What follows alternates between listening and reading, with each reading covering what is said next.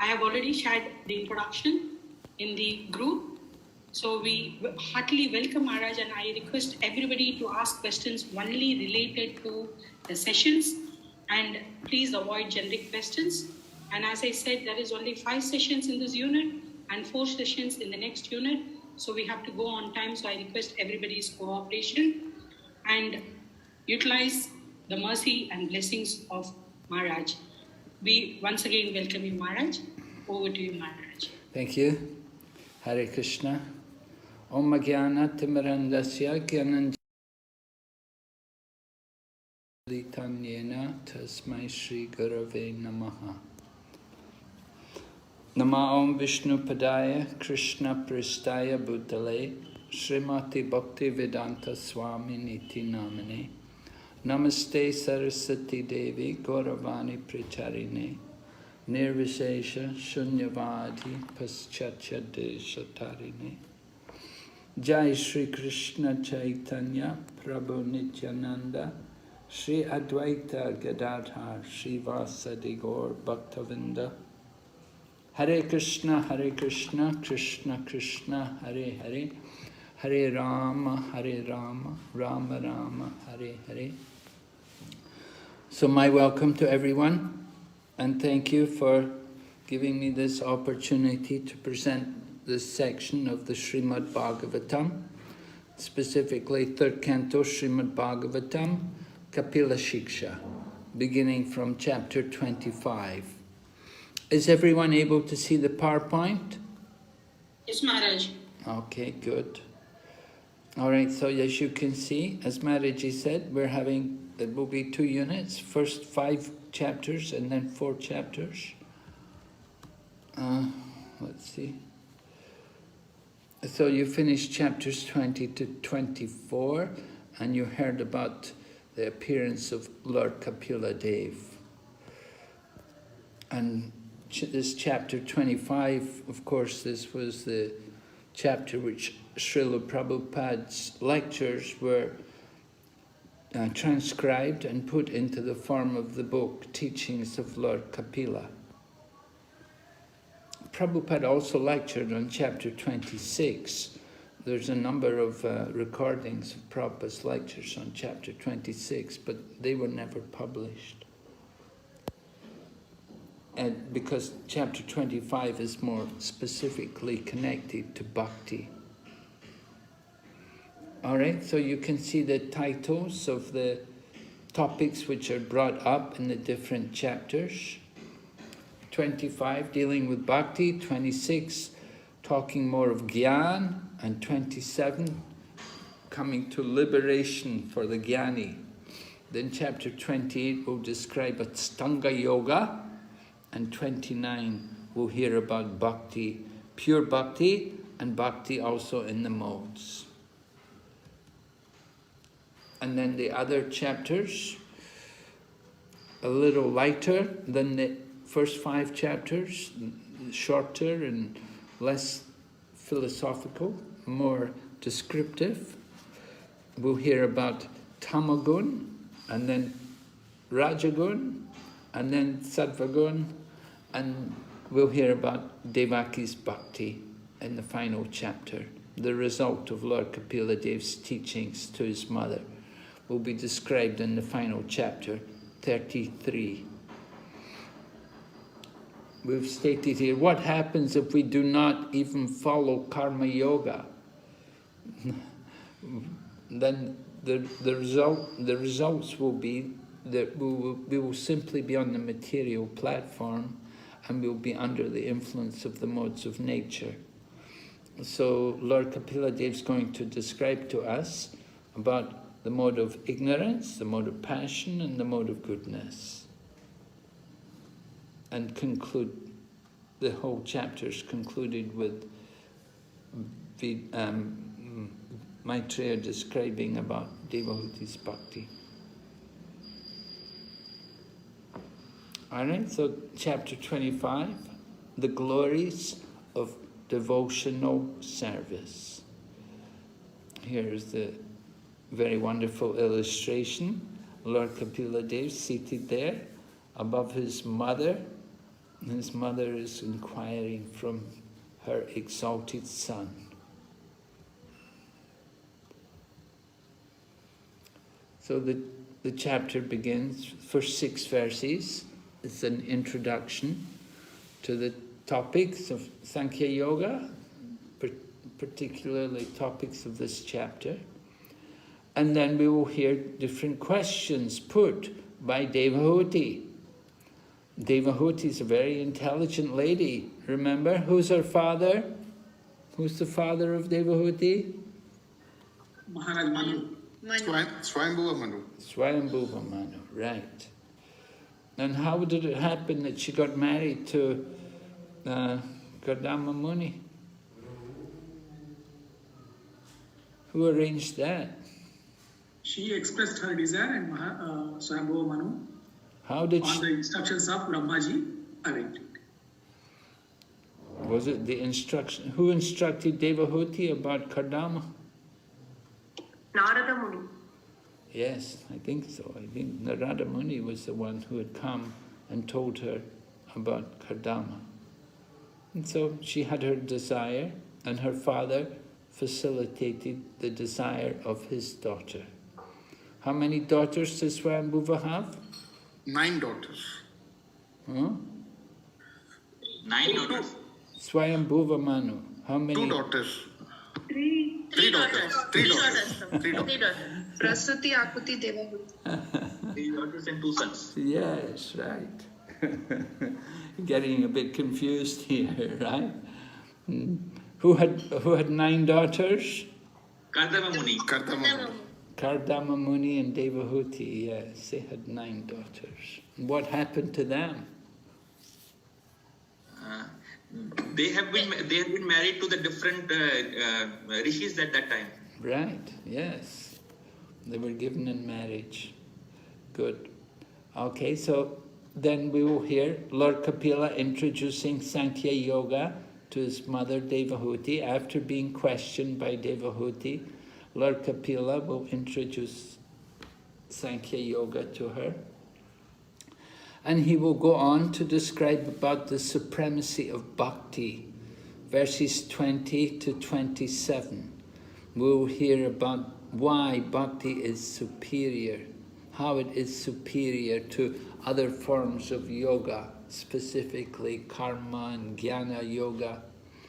And we'll hear about the importance of association with devotees, sadhus, and how that opens the doors to devotional service. And then Devahuti has more questions. Prabhupada used to say intelligent people will have questions.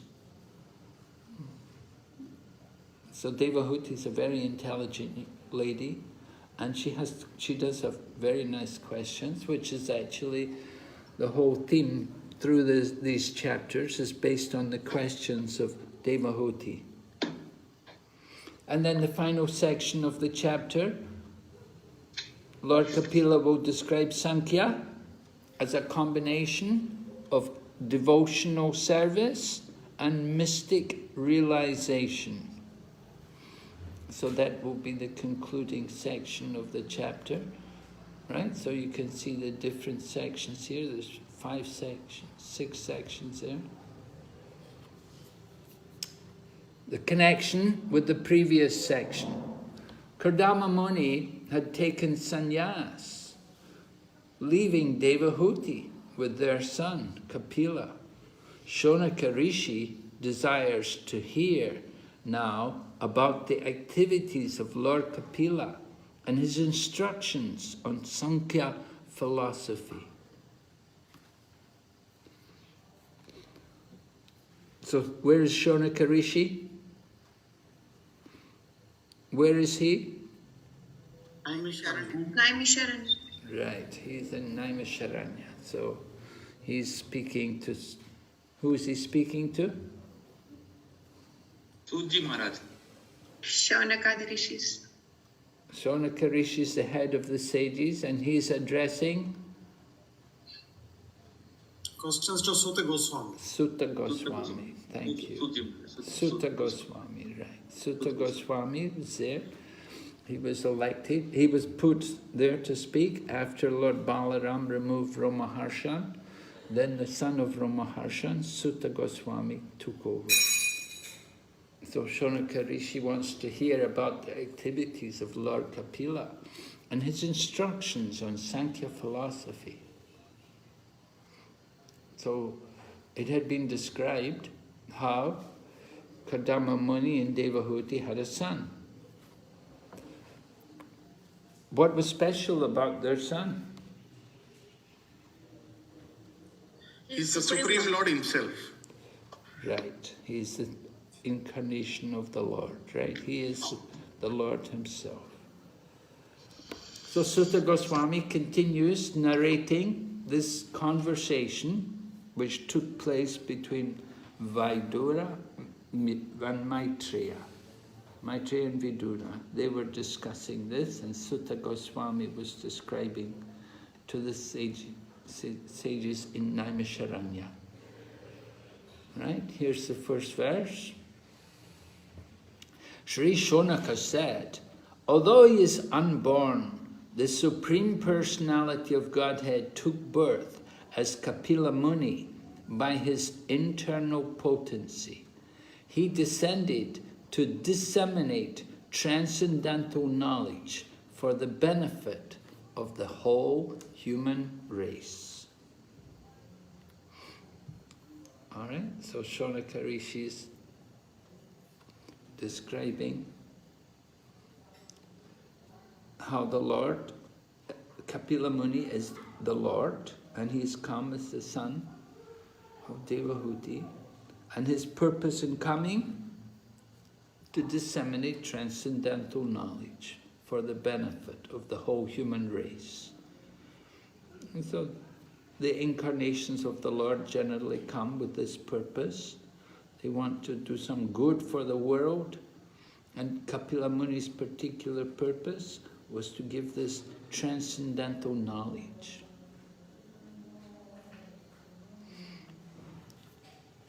So Maitreya continues, when Kadama left for the forest, Lord Kapila stayed on the strand of the Bindu Sarova to please his mother, Devahuti.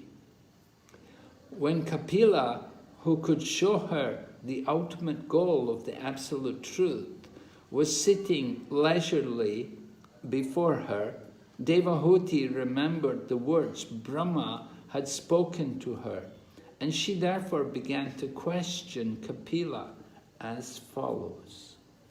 And that's going to be described in texts 3 up to 6. We'll have Devahuti's questions. So Brahma had spoken to her. What did Brahma have to say to her? Do you remember what was Brahma's particular, what did he have to tell her? He had good news for her. The Lord will come and give the knowledge, transcendental knowledge. Right. The Lord will appear as a son. Right, that the Lord's coming as her son, right. So that's something nice to know when she's delivering her child, that the child is not an ordinary child, but he is actually the Lord himself. And he's coming, he's going to guide her, not only her, but he's going to guide all the conditioned souls. Okay, we'll go ahead. Here's Devahuti, and we can see her situation. She's a very good candidate for spiritual progress. As said here, Devahuti said, I am very sick of the disturbance caused by my material senses. For because of this sense disturbance, my Lord, I have fallen into the abscess of ignorance. This is a very nice realization to have. Nivrita nitaram bhuman asad indriya tarshanat.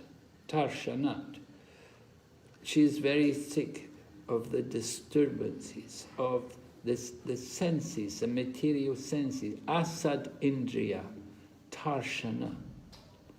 The senses always disturb us. 5 senses always disturbing us. So Devahuti understood this is a very nice realization for a woman to have. Generally, we don't find that women are so much able to understand these things, but Devahuti is a very enlightened lady. All devotee ladies actually are enlightened ladies. The devotee ladies are different from ordinary materialistic-minded ladies. So Devahuti says she's sick of this disturbance. This is a very good qualification. And can you think of any similar situations in our Srimad Bhagavatam studies? Kunti Maharani. Yes, what was going on? What happened to Kunti? Go ahead, tell me. What did she say? What did Kunti say? She wants the Lord to be always present, so she wants the miseries to continue with her. Oh, that the more there are miseries, do you know the verse? Vipada Santuda Shashva. Yes, thank you, Mataji. Do you know the translation? There will be more miseries. If Lord is present, the Lord Darshan is there, they can overcome it very easily. Yes. Queen Kunti prays, I wish that all these miseries, what's the word for miseries? Vipada. Vipada, right. The first word in the verse. Vipada shantusha sattvad tatra tatra chakat. I wish that all these miseries would happen again and again, so that I might see you again and again. For seeing you means I will no longer see birth and death. So, and then we have also Queen Kunti saying that Janma Aishwarya Shrutashribir Etamana Madapuman. Yes, do you know the rest of the verse? Naivarhati abhidhatuvai tvam Tvam akinchana gochara. akinchana gochara. What's the meaning? Can you explain to me? Even though I don't have any qualification, and Aishwarya and all are like pride, giving me pride. So you are the Akinchana Gochara. You are the master of those who have nothing else, nowhere else to go. So Akinchana Gochara means? Materially impoverished. Yes. Shelter of the material. Materially impoverished. Right. Those who are on the path of material progress cannot know me. If we're absorbed in the material life, thinking about Janma and Aishwarya and Shruta and Shri, the good birth, the money, the beauty, the education, if we're always thinking about these things, then it will be very difficult to progress in our spiritual life. So when we become disgusted with these things, sick of them, then we become a good candidate for spiritual progress. So we have to become akinchana gochara. materially impoverished. Meaning, not that we have to give up everything, but we do have to become detached from these things. If within our mind we're always thinking of these things, then it will be very difficult to progress. So if you can develop this kind of mood, just as Devahuti has, to be very sick of these desires which are there due to our material senses, then we will be in a healthy situation to cultivate our spiritual advancement. So Devahuti understood, she said, I have fallen into the abscess of ignorance. And that she's in the mode of, she's in ignorance, and she understands it. So she's so intelligent, she's come to her divine son and she's asking him for some help, for guidance. Prabhupada explains, we should know that beyond these temporary senses are our permanent senses, which are now covered by the material body. Eternal sensory activities are called devotional service, whereas temporary sensory activities are called sense gratification. Would someone like to explain to us more? What point is Prabhupada explaining to us here?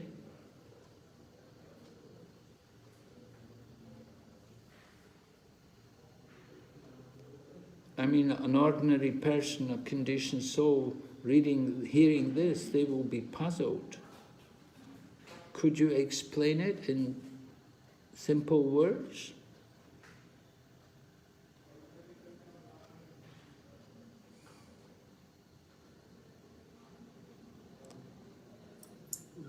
Hare Krishna Maharaj. Yes, Prabhu, please.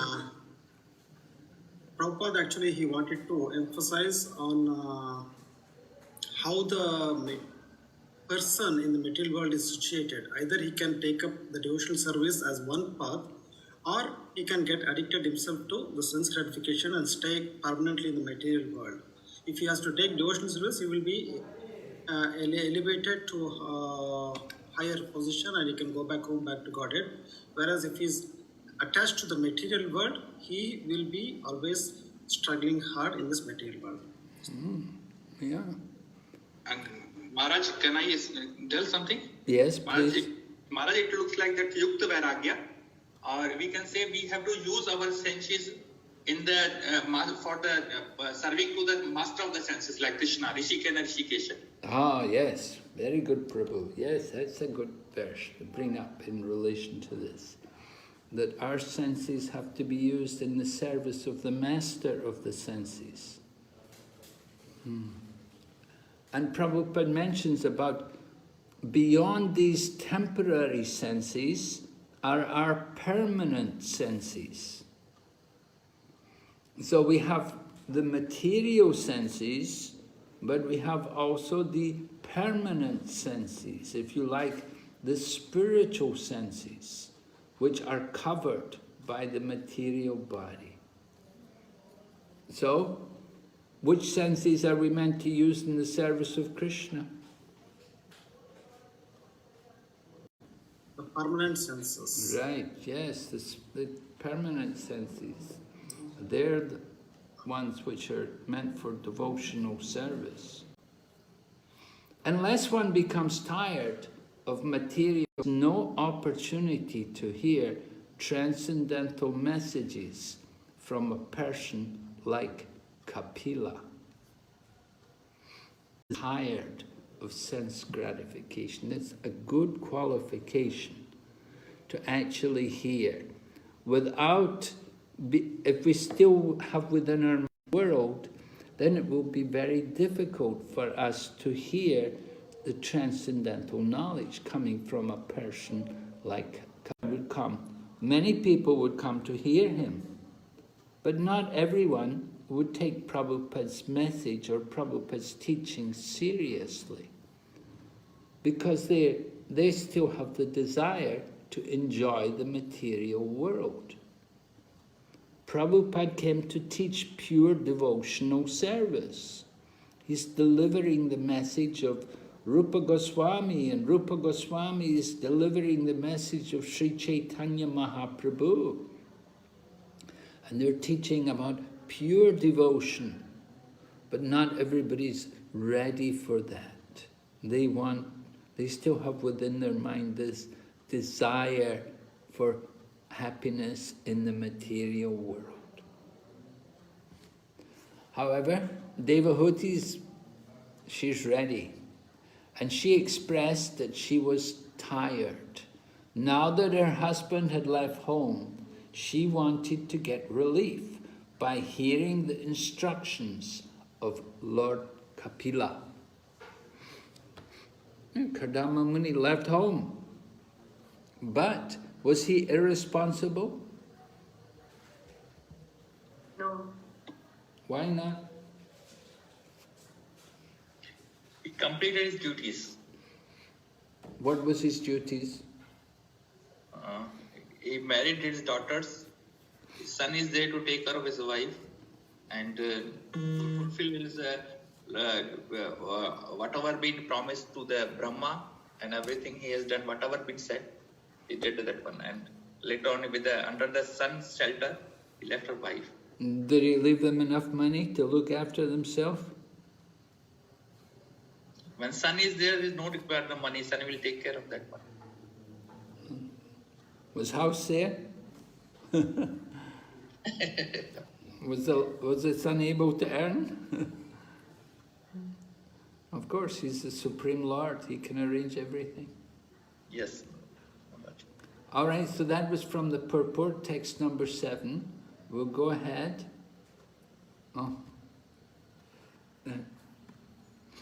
A comparison to a situation which is described in the 6th canto in relation to the story of Maharaj Chitraketu. Now, those of you who have, I think probably you've all heard the story of Maharaj Chitraketu, how he wanted very much to have a child, and he had, but then he was visited by Angira and Narad, and they gave him the blessing. They helped him, you know, that here's that give this to your wife, and she will have a child. So the wife gave birth. The child died because the other wives were all envious, and so they gave poison to the child, and the child died. And so then Maharaj Chitraketu was really in a lot of pain, a lot of misery. He was really suffering. And so here we have Angira instructing Maharaj Chitraketu. He says, when I first came to your home, I could have given you the supreme transcendental knowledge. But when I saw that your mind was absorbed in material things, specifically, what did he want? What was the material thing he was absorbed in? He wanted a son. Yeah, he's a king. Naturally, he wants a son. You have a kingdom, you have no son, no, then what's the good? Nobody to pass the kingdom on to. So he got his son. He said, so Angira said, I gave you only a son who caused you jubilation and lamentation, right? Harsha Shok.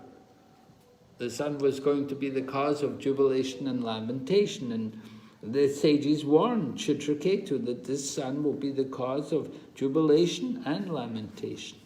So Maharaj Chitraketu thought, oh, no problem, let's have the son, we'll be happy, and we'll deal with the lamentation when it comes. But he didn't think that the lamentation could be the death of the son.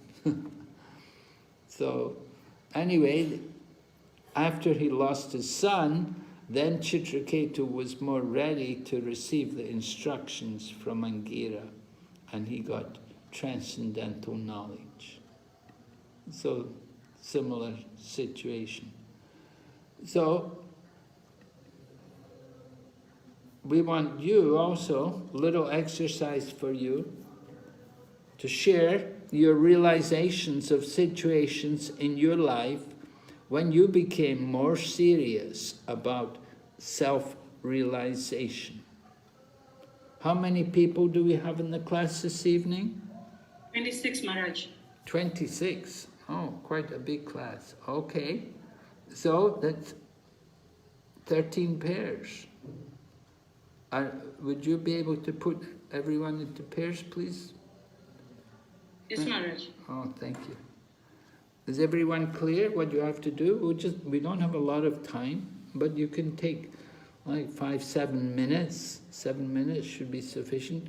Share your realizations. You should each have some kind of realization, some situation in your life when you became more serious about self-realization. We hope you've become more serious about self-realization. So please. Can you open the rooms, Maharaj? Yes. How many minutes? Yes, 7 minutes. Okay, Maharaj.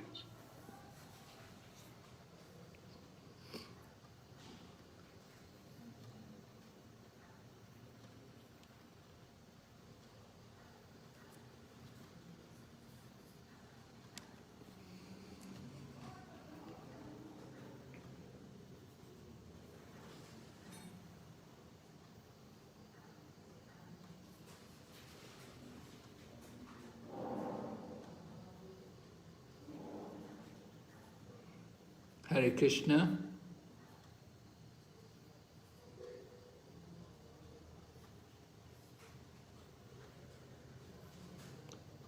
Hare Krishna, who's in this room?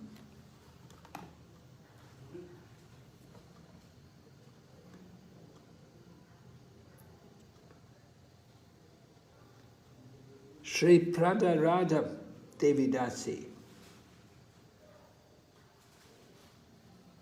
Mataji, Hare Krishna.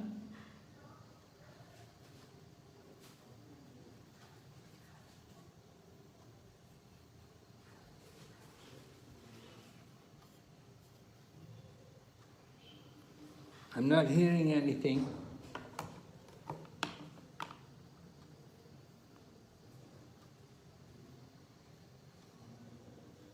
Hare Krishna, Sri Prada Radha Mataji, Radha.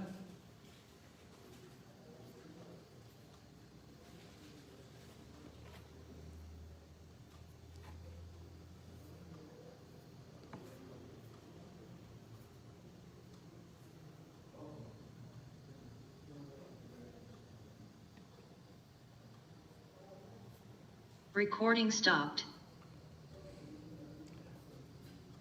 Padmasundari Mataji. Padmasundari Mataji, you know, I was put into a room there. There is nobody in that room. There's nobody speaking. There is nobody in that room. So I just put you outside, Maharaj. I thought there was some name there. There was some name, somebody. Yeah, because one person logs. There is a Mataji here who hasn't joined the discussion. Mataji, I was there waiting. No one joined. Mukunda Murari Prabhu didn't join Rajeshwari Mataji. So can you go out and come in, Rajeshwari Mataji, because I couldn't move because I'm requesting, they're not joining. So they're just not there. Means that they pretend they're there, but they're not actually there. Maybe they went to the restroom, Maharaj. Rajeshwari Mataji, please log out and log in. They're supposed to put their cameras on. Not everybody puts in, because MI has put a rule right now, Maharaj, that we are not supposed to force them to put the cameras on. Oh, really? Yes. It's because of that now we have no control on the virtual class. Who made that? But this class is from the Middle East, Maharaj. They are all from different parts of the Middle East. Oh, they're all from Middle East, huh? Yeah. Ex-Middle East devotees and Middle East. Only few are from India. Maximum are from Balram Desh, Mathura Desh are maximum, and other Krishna Katha Desh, that is Qatar, and Damodar Desh, Dubai, few of them are there. But Balram Desh, Bahrain, and Mathura Desh, Muscat are not majority. Okay. That time is the evening, Maharaj. Yes. You're right, I know. For them, it's not an issue. They wanted this time only because many are office and temple. Yes, right. So, I know. I gave classes for them before. I was like 9 till 11, not 8 to 10, 9 till 11. all the teachers struggle to give the class here, Maharaj, because of their timing. Oh, yeah. And being in Mayapur, you feel so sleepy at 10 o'clock. Oh, I know. Easiest thing is to go there and be in the Middle East. When I was in the Middle East, I am from Middle East, Maharaj. I am from Krishna Katadesh. I stayed there for 21 years. Oh my God. When I was there, I don't feel, I stay here 6 months, I stay there 6 months. It's like that. Oh, okay. 5 months in Mayapur, 1 month in Parikrama and touring, and 6 months I stay there. Because the rule is I have to be in the country for 6 months according to my husband's visa. Oh. I stay here and there, Maharaj. The last 2 years I'm now settled in Mayapur. I was praying Krishna, please, and Mahaprabhu to make me to be in Mayapur. So with family I'm now in Mayapur. By all your blessings and mercy. Okay. And the 4 minutes is there, Maharaj. 2 minutes more? 4. Only 3 minutes gone. Okay. Maharaj, you will be able to give class on 17th because there is a class according to the schedule on 17th, the day on the Adivas. The day of Adivas? Yes. For Gaur Purnima? Yeah? Yes. Yeah, I don't 18th is Gaura Purnima. Huh? 18th is Gaura Purnima. I don't need to do the Adivas. I don't. Okay, Maharaj. Because I have to make the change in the schedule. Yeah. I've sent the schedule in WhatsApp, Maharaj. Okay.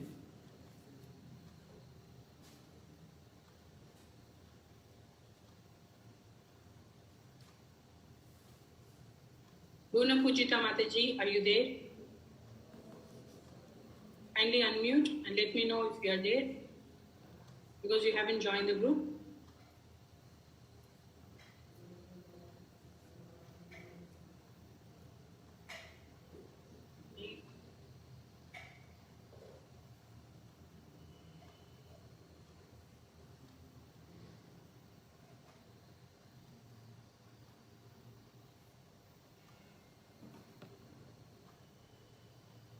Okay, I think we can close everything. Yes, Maharaj. 1 minute time.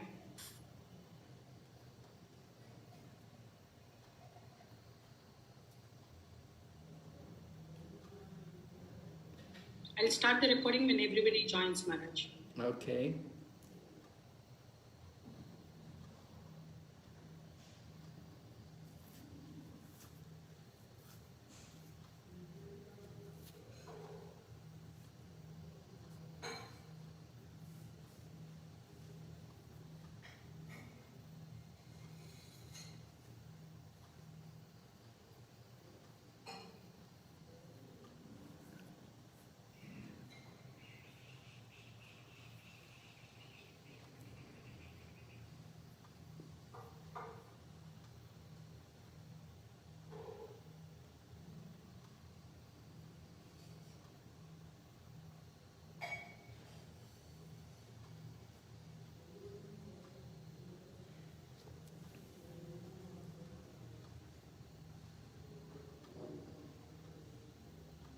Recording in progress. Okay, everyone's back. Yes, Maharaj. So we'd like to invite some of the groups. They can share what they discussed. Do you have any good realizations? Darshan Prabhu has raised his hand. Yes? If you permit, Mataji, I can share. We have Radheshwari Mataji with me and myself. So she is a very senior devotee, 130 years more than the Balram Desh. What we discussed that primary qualification for the become a devotee should be some like humbleness, tolerance, truthfulness, and honesty should be there. These qualities will come with the devotee association and serving the devotees with the following of the instruction of the Guru. Then we become a self-realized. What is the self-realization? Is to understand that I am a soul and part and parcel of the Supreme. I am not the body. This is the self. Now, this realization when we apply on ourselves, as per Mataji, in the last 8 months, because of the corona and all these things, she has a lot of issues in the health problems in the families and a lot of things. And she has almost shaken with that one, but because of the faith in Krishna, and she realized that what is happening because of the mercy of the Krishna, or she's giving thanks and she's doing her duties and serving the Lord and serving the Krishna and devotees, and with that she has overcome. With that her faith has been more strengthened, and she is still able to hold it. And this quality is a humbleness has been increased more, and she feels really the devotee of association, and she feels that theoretically still she knows the self-realizes she is, but practically still she needed time to become a self-realization. Thank you, Guru Maharaj. Thank you so much. Very nice, Prabhu. Yes, certainly the pandemic situation gives us all an opportunity to become more serious about self-realization, understanding that we can leave the world at any time. And of course, we've seen some of the devotees who were very much loved and appreciated by all the devotees, how they left our association suddenly, without warning. Krishna took them out of our midst. So that's something which we're all faced with, the danger, the temporary nature of our life. Certainly it's an impetus should make us more serious about self-realization. Yes, someone else would like to offer their... Rashesh Prabhu has raised his hand. Yes. Pranams Maharaj. So I was in team with Punyashri Mataji. I think both of us shared that in periods of calamity or like serious medical situations with ourselves or with family members, that leads to some serious intense prayers and a real progress in bhakti. That's what both of us discussed, Maharaj. Hare Krishna. Serious family situations. Yeah, with health situation or some calamities. All right, maybe calamity, some kind of calamity. Maybe health related, maybe other.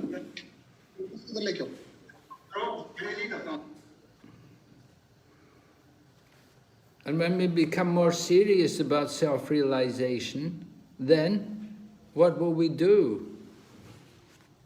Hopefully we will reach out to the devotees and we will become more serious about our chanting and more conscious about our different activities, trying to become a better devotee, more chanting, more hearing, and remembering Krishna, thinking of Krishna as our best friend,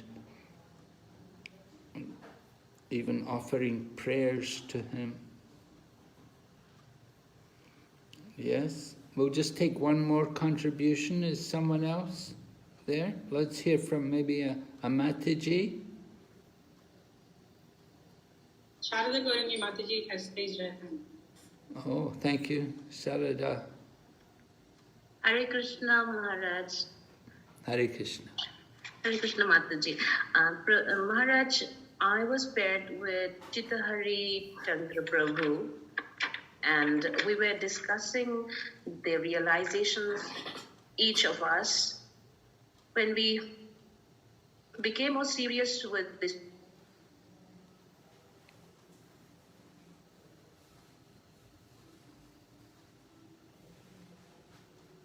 Mataji, we can't hear you.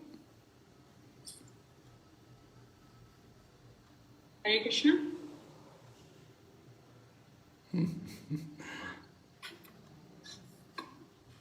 Mataji, we can't hear you.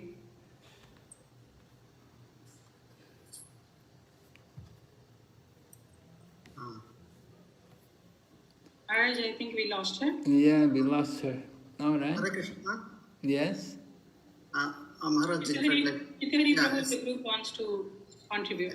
I just told the only thing is what we discussed in the with respect to our realizations on the becoming more serious was that like association, Maharaj. In fact, like the association has made us more serious in our life, and because of this, we are now having a distasteful attitude towards all the material things, and we have increased our reading capabilities, and especially when we visit the holy dhams, we would like to meet other devotees and discuss with them regarding Krishna, and nothing material. That's what we discussed, Maharaj. Mm-hmm. Maharaj, there are questions from students asking when they can raise questions. Yes, they're welcome as we go on. I'm open to have questions as we go through the class. No need to keep them. If you have a question now, bring it up. Ashish Prabhu has raised his hand and Gopijana Prabhu has raised his hand. Yes? Ashish Prabhu, please go on. Dandvat pranams, Maharaj. Maharaj, here Mother Devhuti is saying that, you know, I am tired of this disturbances caused by the senses. And in another purport, Srila Prabhupada writes that, you know, unless one is completely frustrated with his material engagements, there is no serious progress in bhakti.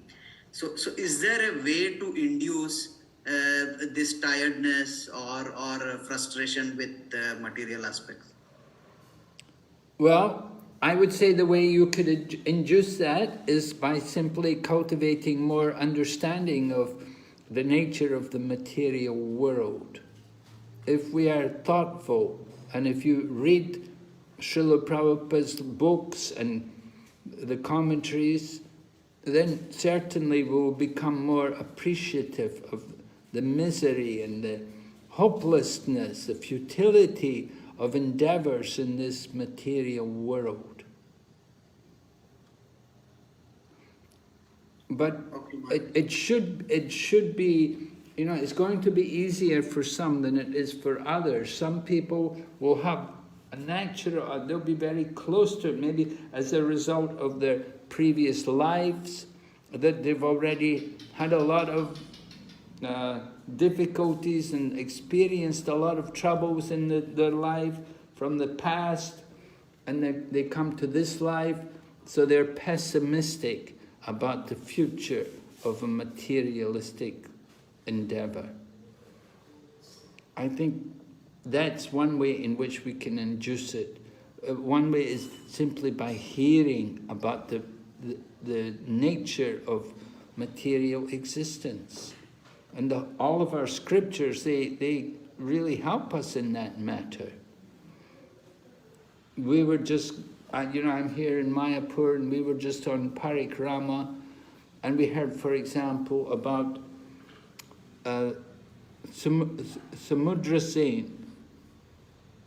Samudra Sen. He was a materialist, and he was very attached to sense gratification. But somehow Narada Muni came there and enlightened him.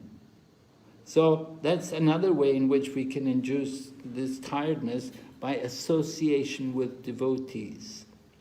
If you get mercy from a devotee, just as we heard Srila Prabhupada as a young man went to meet Bhaktisiddhanta Saraswati.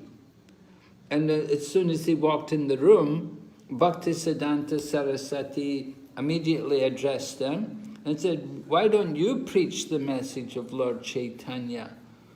And then, of course, we know our Srila Prabhupada, he argued back that, oh, you know, I'm a follower of Gandhi and we have to get independence first, And when we get independence for India, then we can preach the message of Lord Chaitanya. But Bhaktisiddhanta Saraswati argued back and said, no, you're wrong. It's wrong.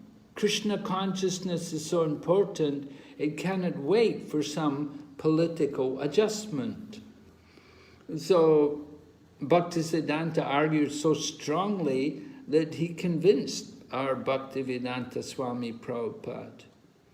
And Prabhupada understood he was really a great soul, and later on, 11 years later, he was initiated. He took, he connected again and became the disciple.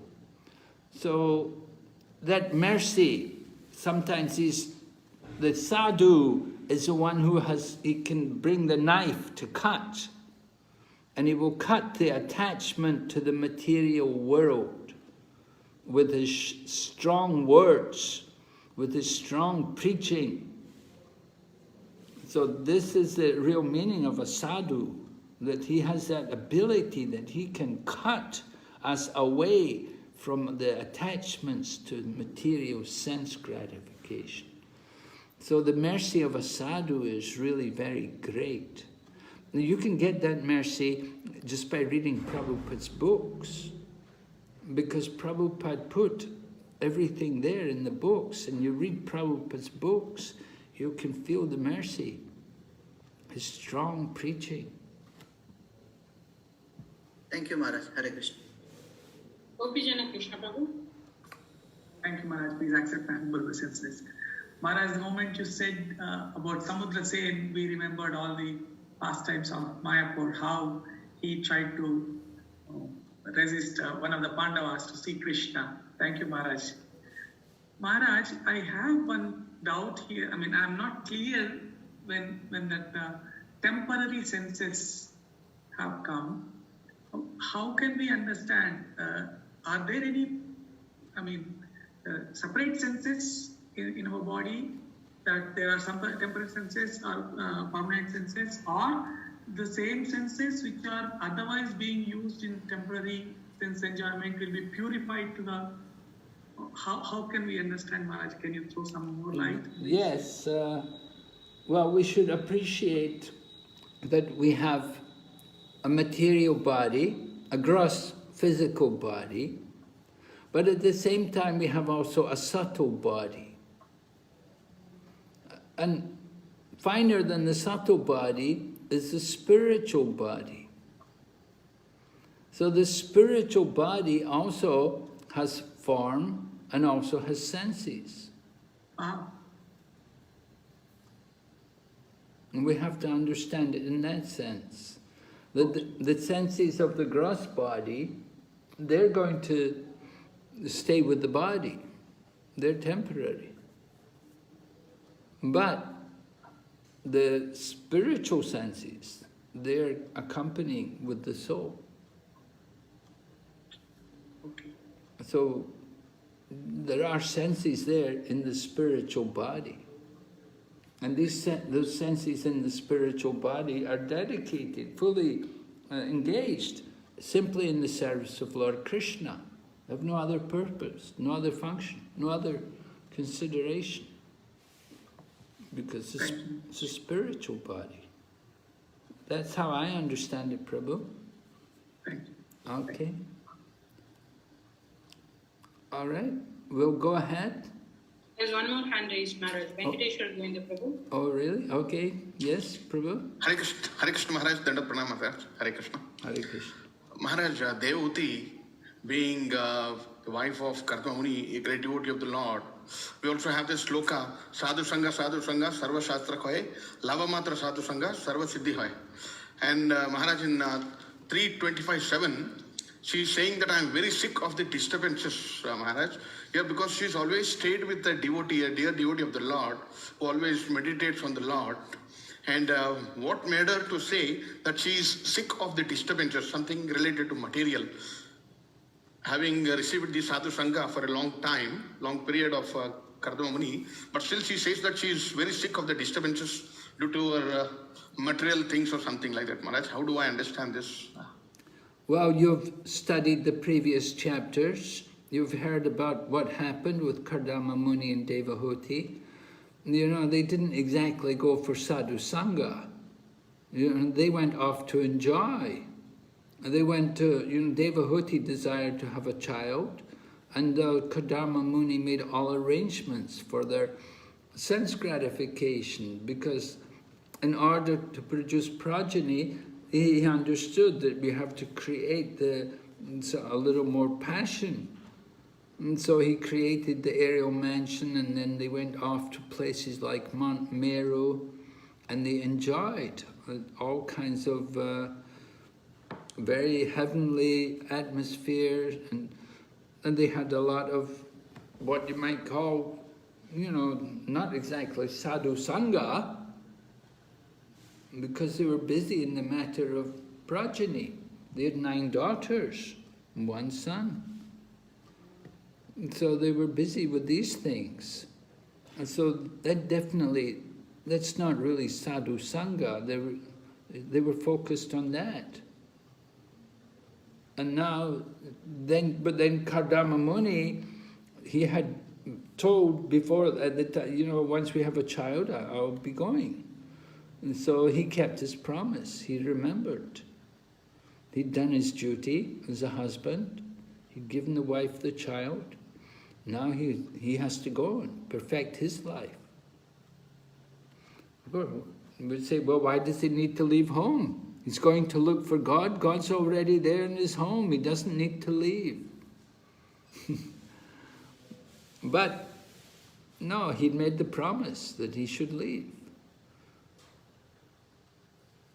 He went to show the example also.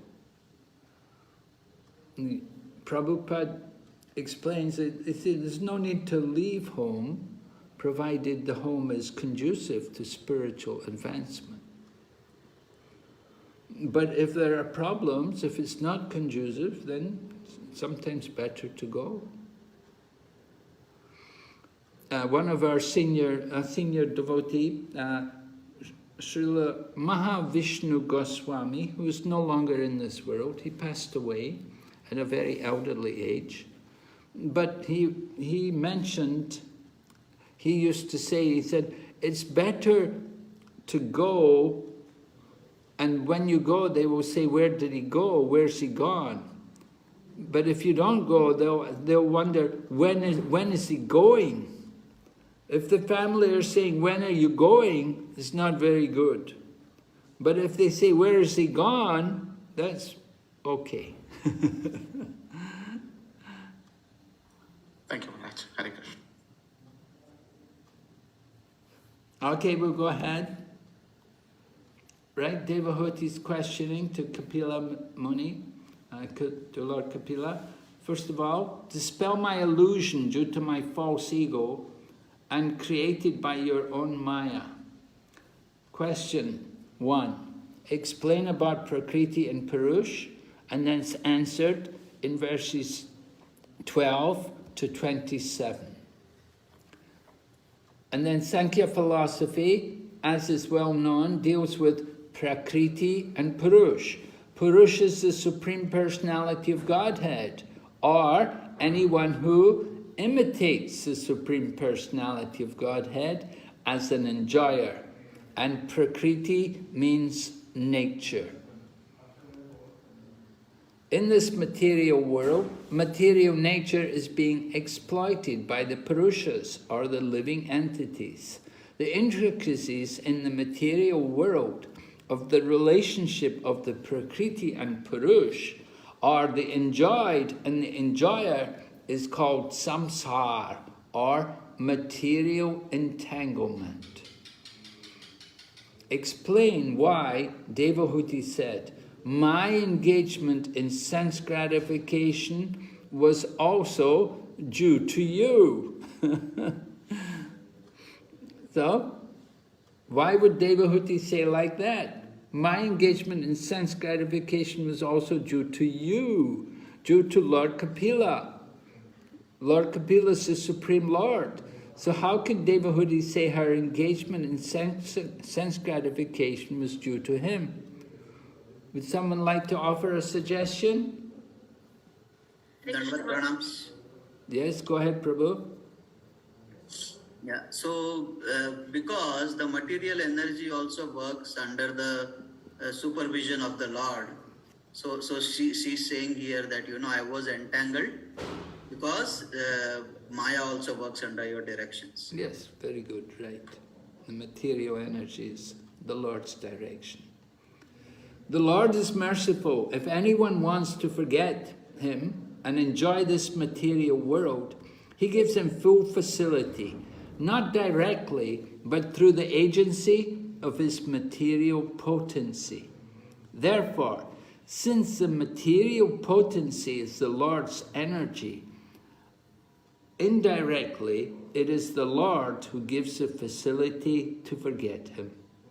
Devahuti therefore said, my engagement in sense gratification was also due to you. Now, kindly get me free from this entanglement. That's purport of text number 10. The yoga system, Lord Kapila will describe. Here are some of the different qualities which Lord Kapila will describe. First of all, it is yoga adhyatmika pumsam, related to the Lord and the individual souls.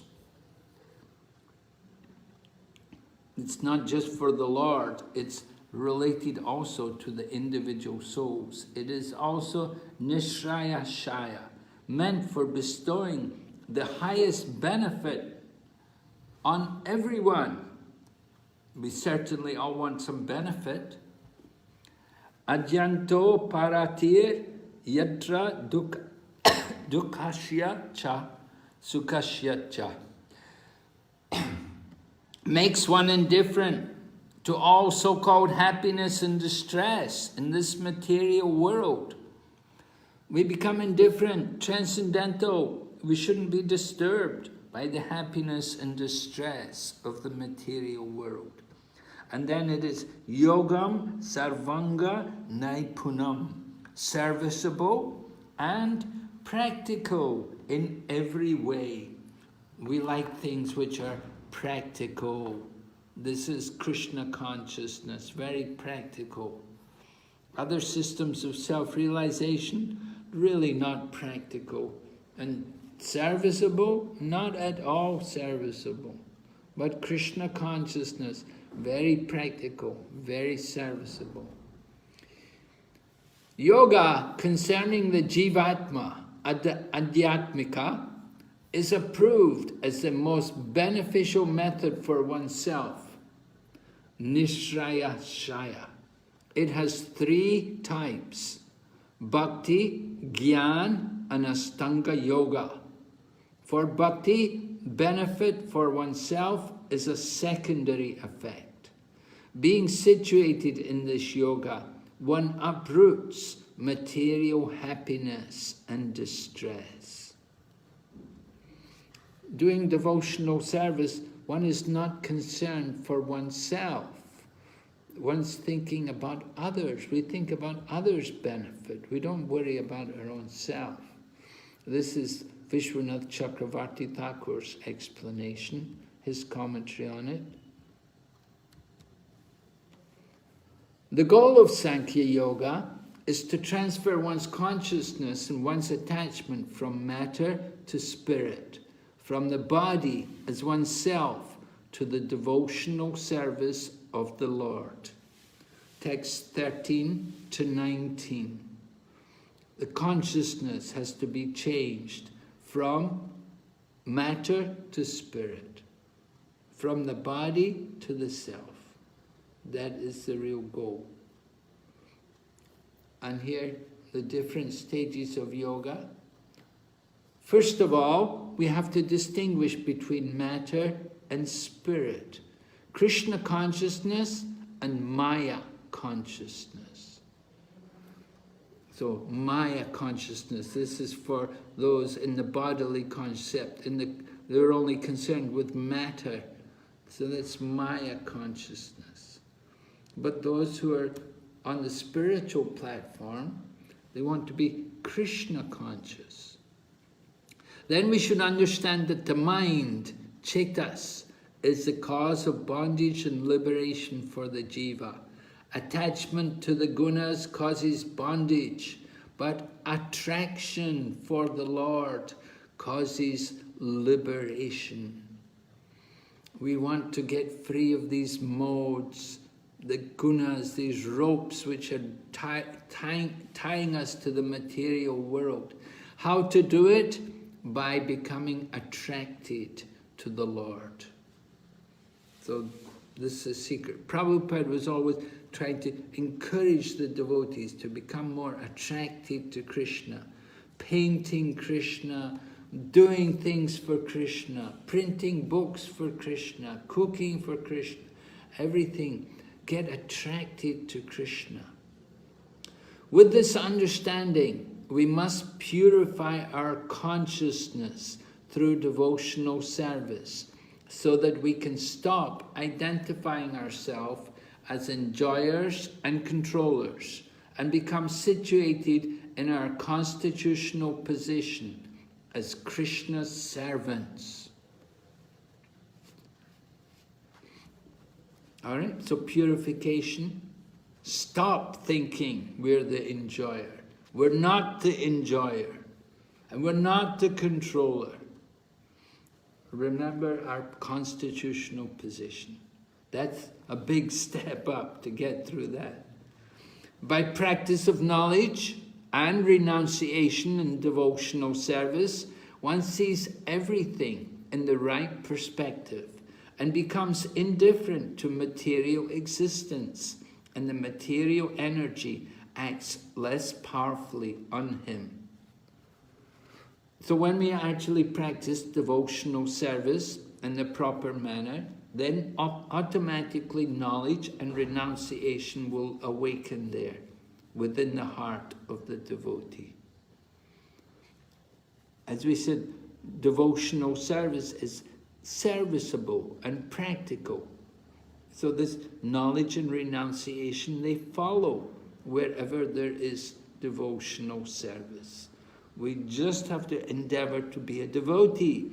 And devotee means to be the servant, not to be the controller, not to be the center, but to be the servant.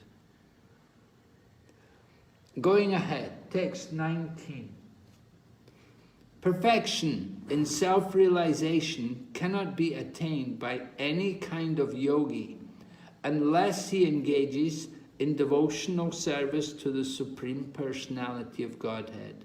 For that is the only auspicious path. Shiva Panta, right? The only auspicious path. So any other kind of yoga won't give us the same result. We have to do devotional service. Text 20, an important verse.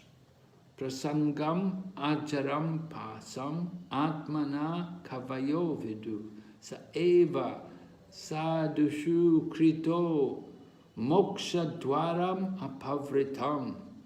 Every learned man knows very well that attachment for the material is the greatest entanglement of the spirit soul. But that same attachment, when applied to self-realized devotees, opens the doors of liberation. Remember, Devahuti had come before her son, feeling very depressed and sick of the material world. Lord Kapila is telling her, you have to transfer your attachment from the...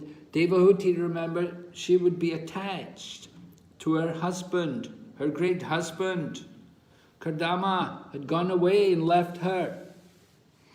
And so she would naturally be feeling that separation from her dear husband.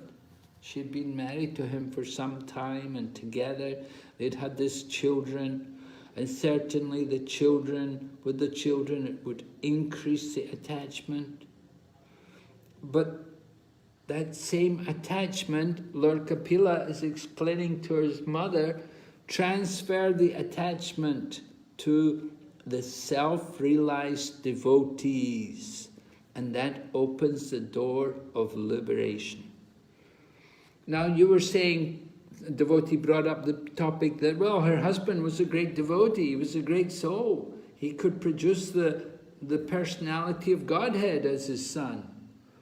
Yes, but he was not, the wife doesn't think of her husband like that.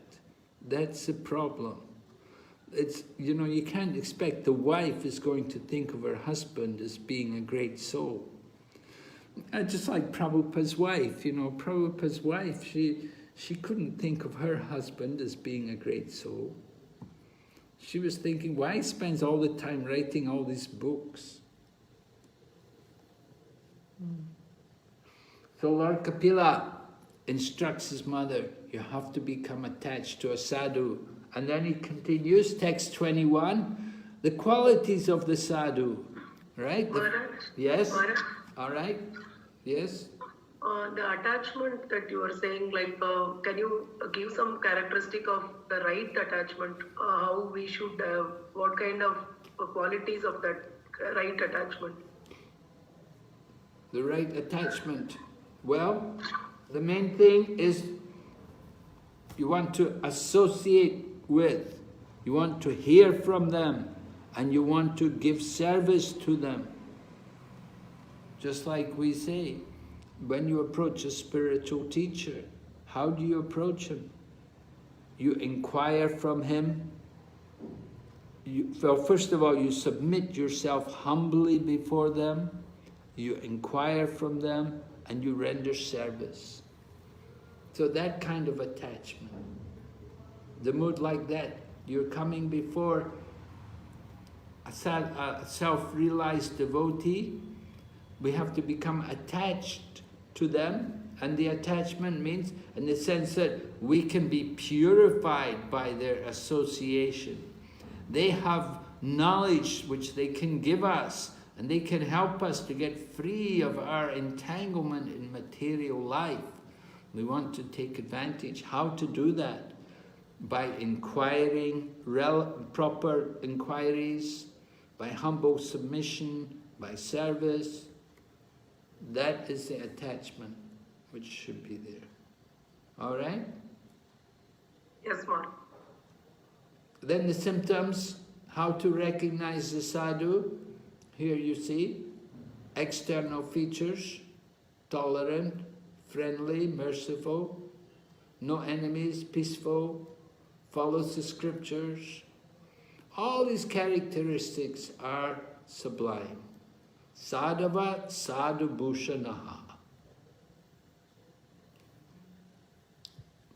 Personal application. We ask you, some qualities of a sadhu mentioned, which you find particularly inspiring. Discuss your plan to further develop these qualities in yourself. Without breaking into groups, we will just simply ask you as a class, would someone like to select some particular quality of a sadhu which you find particularly inspiring? For example, which particular quality of Srila Prabhupada did you find particularly inspiring? Sankarshan Prabhu has raised his hand. Yes, Prabhu? Of tolerance is what always impressed me because the tolerance is not from the external challenges from within. So that tolerance is always, I would look forward to improve upon. And whenever Srila Prabhupada's any event comes where tolerance is highlighted, really. Nityanashina Prabhu? How do you do yourself intolerant? Are you a tolerant person? Not Maharaj. Working by your blessings, probably I can imbibe some quality of tolerance which helped me. How do you think you could develop your tolerance? To think beyond, because sometimes with the short-sighted approach, we infer the situation or the personality in a wrong way, and we conclude something wrong. I mean, and that bother us. I mean, why I reacted to that situation, why I concluded that way, rather than we being devotee having vast, I mean, lookout of anything which is happening in front of us. So I should tolerate, I should not react, and see from the Shastra's perspective, see from the personalities who are in the great, like Guru Maharaj. I mean, whenever some pain happens to me, myself, then we have ideals in front of us which teach us that to tolerate, because your pain is much lesser than what is there, the personality who are suffering. So that way, tolerance, I have to think on those, that way to be more tolerant, Maharaj. Okay, you're working on it. Very good. Yes, nice. Sharna Gaurangi Mataji.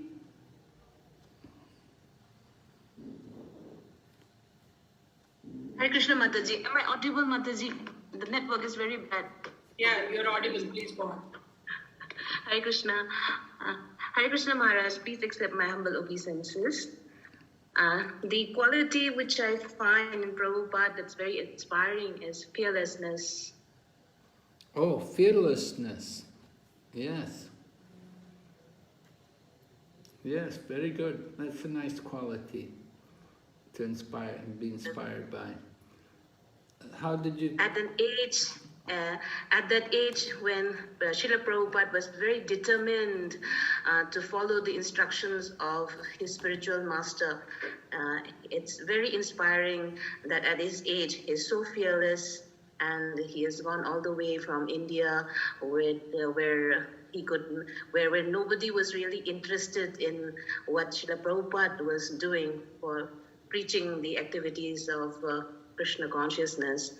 But as instructed by his spiritual master, he goes to the Western world, and in an environment which is totally different from what India is, Srila Prabhupada being empowered by his spiritual master and the acharyas, he could really make this mission so successful, and this has really inspired me. Hare Krishna. Would you be able to develop that quality in yourself to become more brave or but less fearful?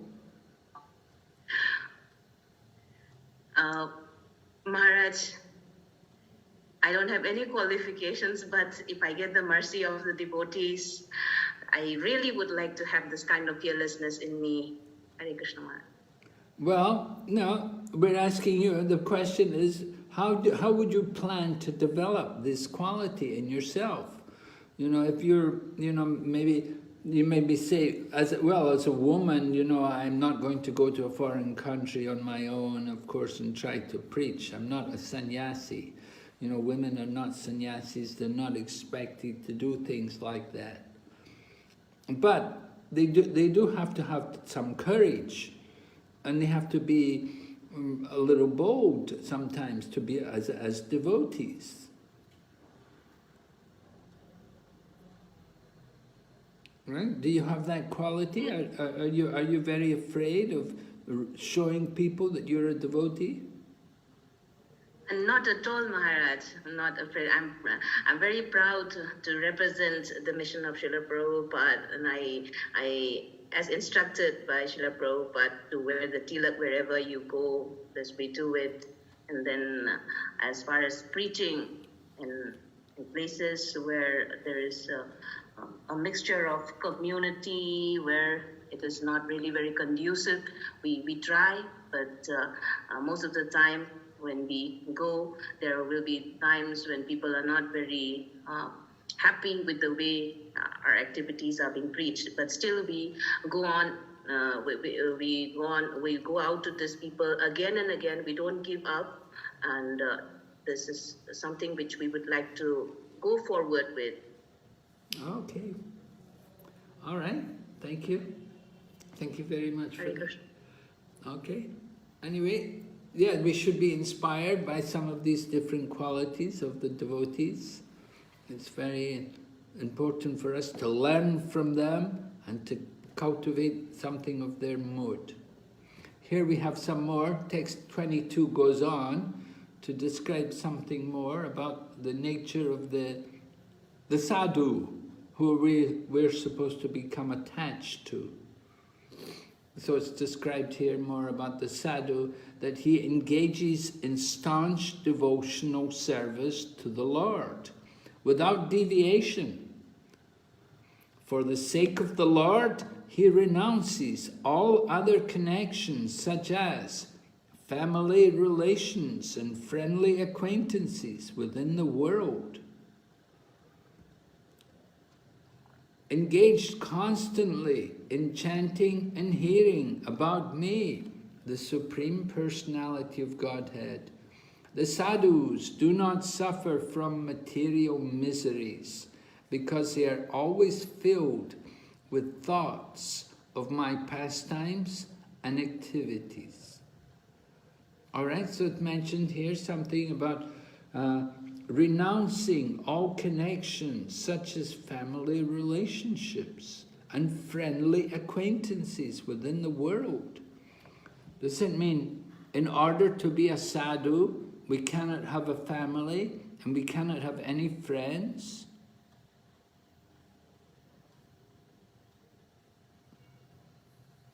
Is that allowed? Is that proper? That in order to be a sadhu, we shouldn't have a family and we shouldn't have friends within the world. Do you agree? No, Maharaj. So what's your idea? You're not going to follow Kapila Muni, is it?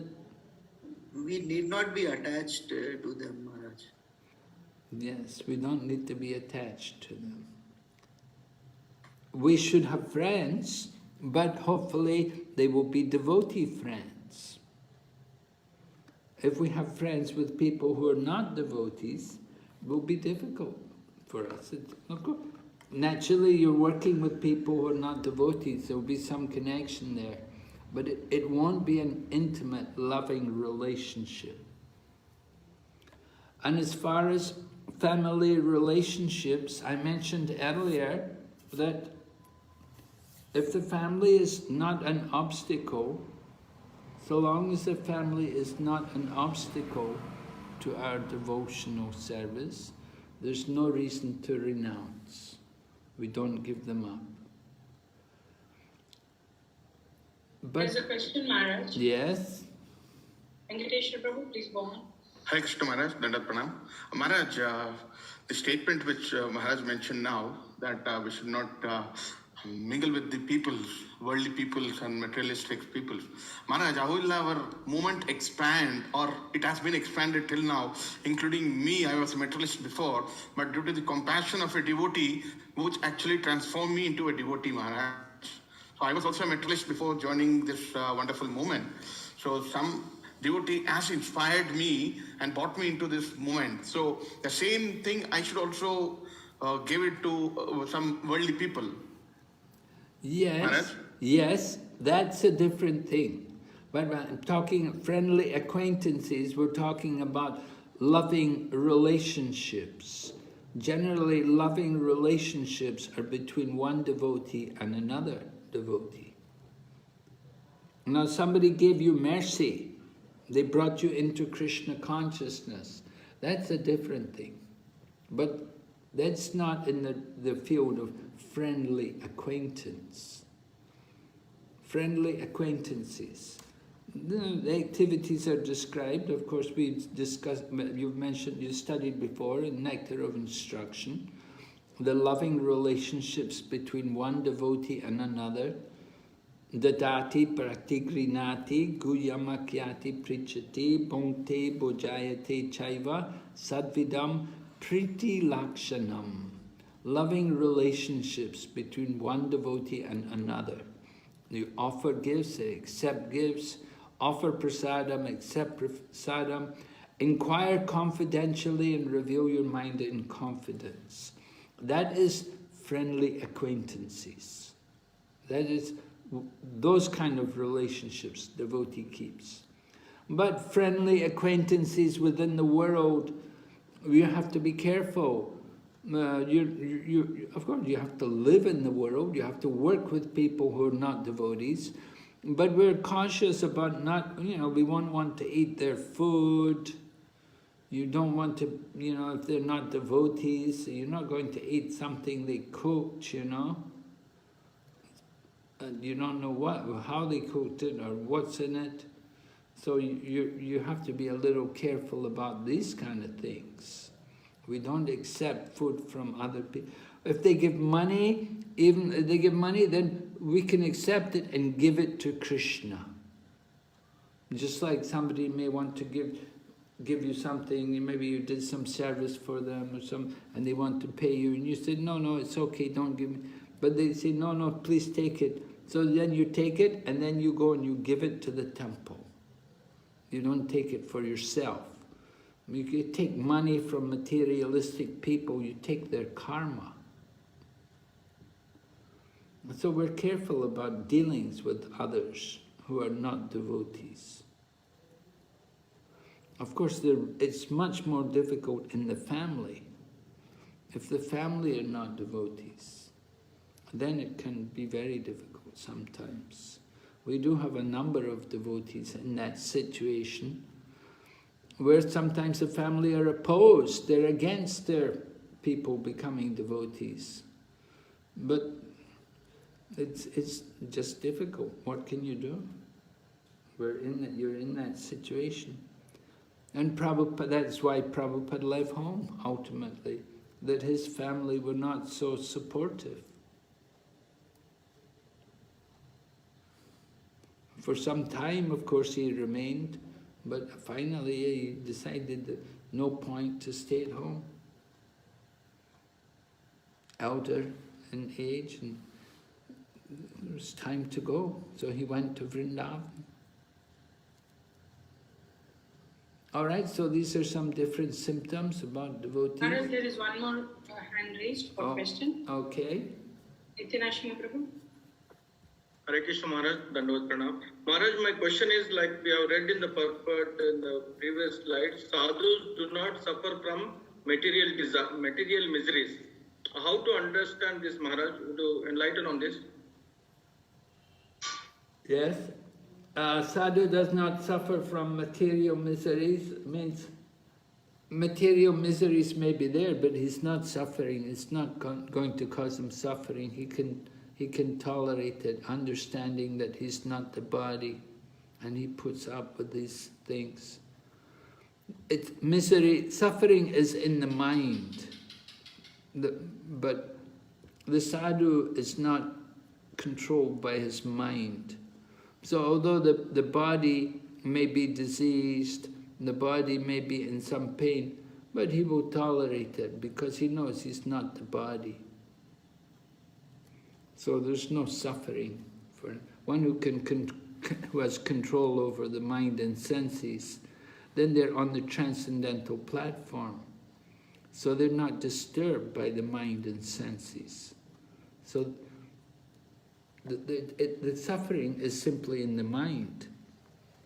And the devotee can tolerate all these difficulties, knowing that he's not the body, he's not the mind, he's not the body, he's not the mind also. So he doesn't become disturbed by the mind. Do you understand? Thank you, Maharaj. Is it subtle, Maharaj? Like from external point of view, like maybe Kanishtadhikari or means the fallen karmi people, they understand that how he is such a great sadhu, then why he is suffering. So such questions come. So how to convince such people, Maharaj? Well, you have to understand the suffering of the sadhu is not material. The sadhu he's on the transcendental platform. It's not karma. The ordinary conditioned soul, he suffers karma. But when a sadhu suffers, when a sadhu's in some difficult bodily situation, it's Krishna's arrangement to take away all of his karma so that he can go back to Godhead. Prabhupada explains, there's the kitten in the jaws of the cat and the rat in the jaws of the cat. They're both in the jaws of the cat, it's the same place. But there's a kitten, kitten's not worried, not having any problem.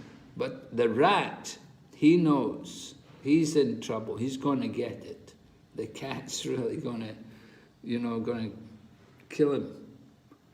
So like that, devotee suffering is not like the suffering of a karmi or the conditioned soul. The devotee, his suffering is the arrangement of Krishna to take him back to Godhead. But the karmi, he's suffering, and he will suffer more. You understand? Thank you, Maharaj. Thank you, Maharaj. But Maharaj, Lord is so merciful, and Sadhu is doing so much good to the people or good to the society, country. Why Lord should set bad example? The Lord wants to use the sadhus to teach other people. Just like Pandavas suffered. The Lord was using the Pandavas to teach how you have to tolerate and how you should be fixed in your devotion, even though you're in difficult situation, even though some unfortunate, unforeseen crisis is there, devotee will tolerate and he will use it to become more devoted. He will not say, why me? He won't say, oh, why me? Why I get this? I'm a great devotee. Why I'm suffering? No, devotee doesn't think like that. The devotee will remain fixed in his devotion to Krishna in every situation. And the Lord uses his devotees to show that. You understand? Thank you very much, Maharaj. All right, going ahead, text 24, purport. We have to seek the association of such devotees. For this reason we have begun the ISKCON society. There are many mercantile, scientific, and other associations in human society to develop a particular type of education or consciousness. But there is no association which helps one to get free from all material association. That ISKCON is doing, to get us free from all material association. If we associate properly in Krishna consciousness, we'll get free from all material association. Here's this wonderful verse. Have you all learned this verse by now? We can chant it together. Satam prasangam mama viryasam bhavanti hritkarna rasayana tata kashyoshanada svapavakavartmani shraddharati bhaktiranukrameshyati. So the association, in the association of pure devotees, that is Satam Prasanga, then the discussion of the pastimes and activities of the personality of Godhead. They're not discussing mundane topics. Discussion with the devotees, we discuss the pastimes and activities of the Lord. We don't discuss the politics, we don't discuss the news, we discuss Krishna, the Lord, and his pastimes and activities. Then it's very pleasing and satisfying to the ear and the heart. By cultivating such knowledge, one gradually becomes advanced on the path of liberation, and thereafter he is freed and his attraction becomes fixed. Then real devotion and devotional service begin. Shraddharati bhaktir Anukramishyati. Right? This Shraddha, this is becoming fixed. This is beyond Anartha Nivritti.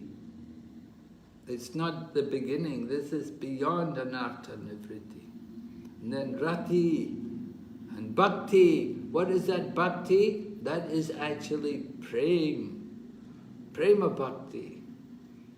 So real devotion and devotional service begin.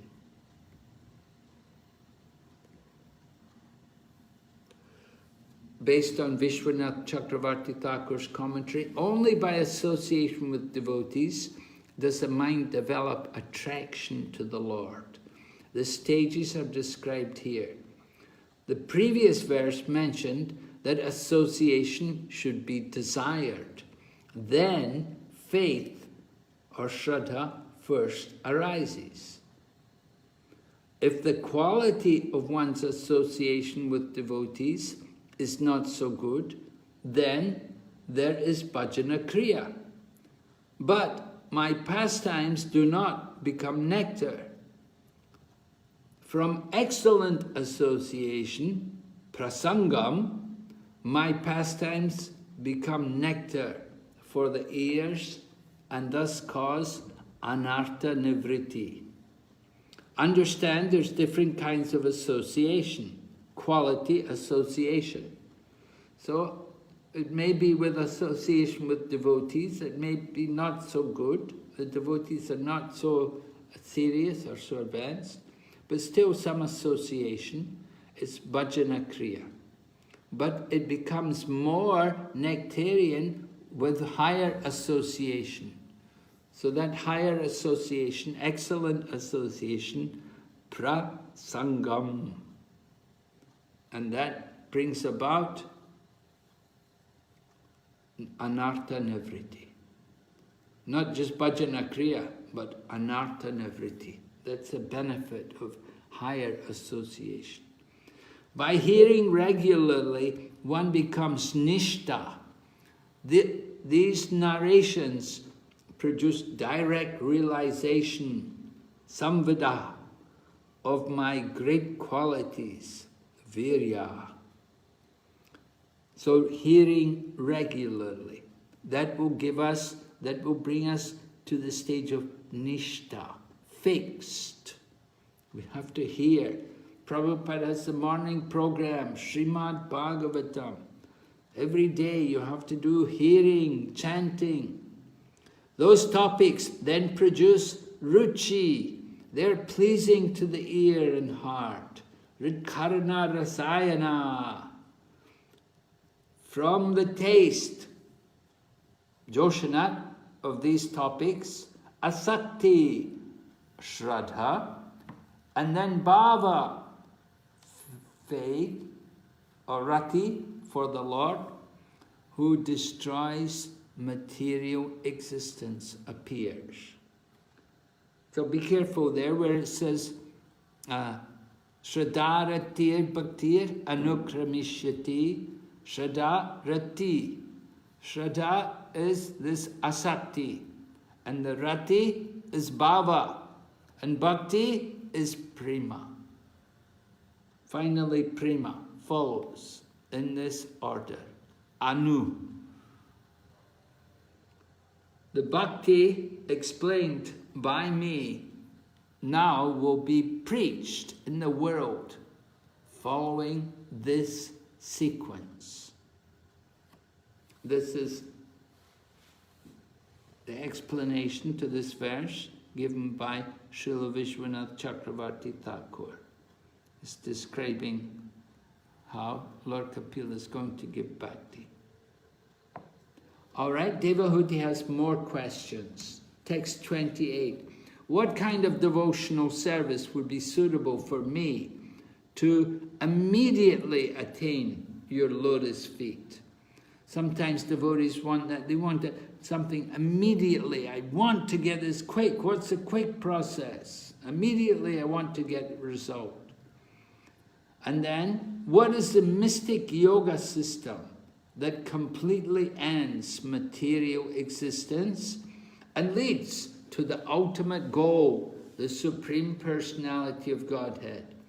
So questions are there, text 28 and 29. Here's another question from 29. How many ways can we understand that yoga?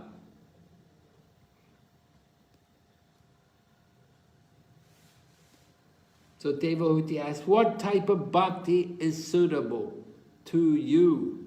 And what is possible for a person like me, by which I can attain your feet, full of bliss? Oh, this is Bhanuswami's translation. Okay. And then question 3. What is the gyan by which one understands tattvas? This is Bhanuswami's text 29. So that question is answered in chapters 26 and 27, right?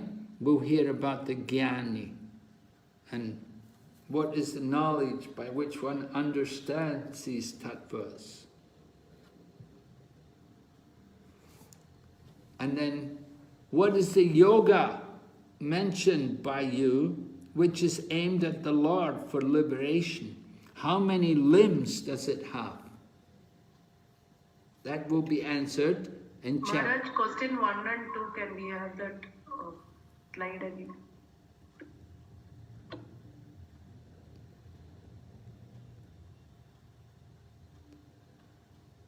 Text 28.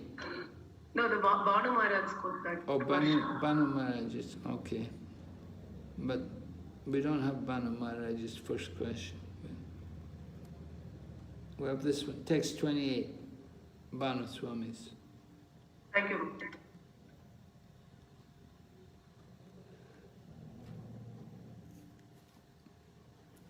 And question 3, what is the gyan by which one understands tattvas? What is the yoga mentioned, which is aimed at the Lord? How many limbs does it have? That will come 29. We'll hear about the Astanga Yoga. Oh, here it's also answered in 28. All right, the Bhakti Yoga system is just like an arrow aiming up to the Supreme Personality of Godhead. This bana, or arrow, is so sharp and swift that it goes directly to the Supreme Personality of Godhead, penetrating the regions of impersonal Brahman and localized Paramatma. This is Bhakti Yoga, just like an arrow, so sharp and swift, it goes directly. Described text 31. Maitreya said, after hearing the statement of his mother, Kapila could understand her purpose, and he became compassionate towards her because of being born of her body. He described the Sankhya system of philosophy, which is a combination of devotional service and mystic realization, as received by disciplic succession. So that's in text 31. Sankhya is described as the combination of devotional service with mystic realization. Lord Kapila said, text 32, the senses are symbolic representations of the demigods, and their natural inclination is to work under the direction of the Vedic injunctions.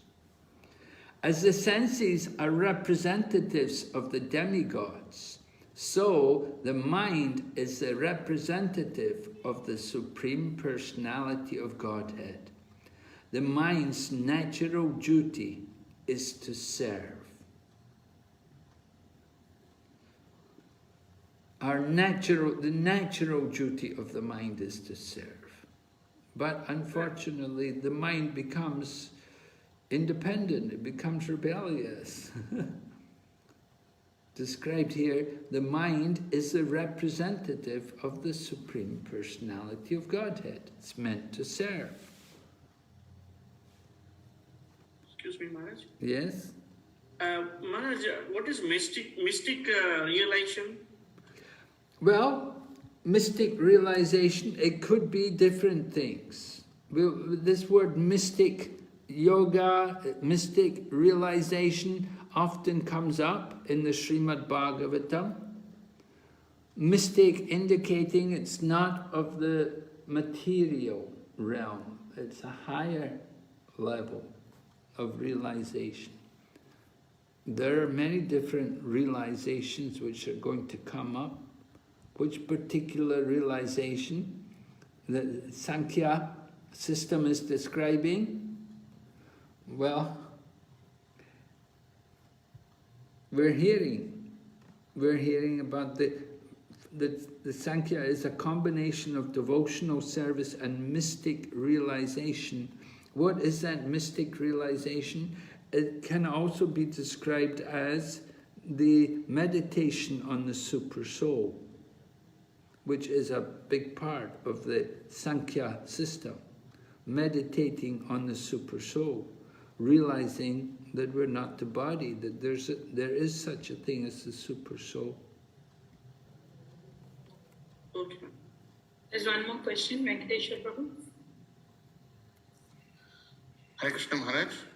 Maharaj, actually this particular question was some few slides before Maharaj about that transition from Shraddha to Prema.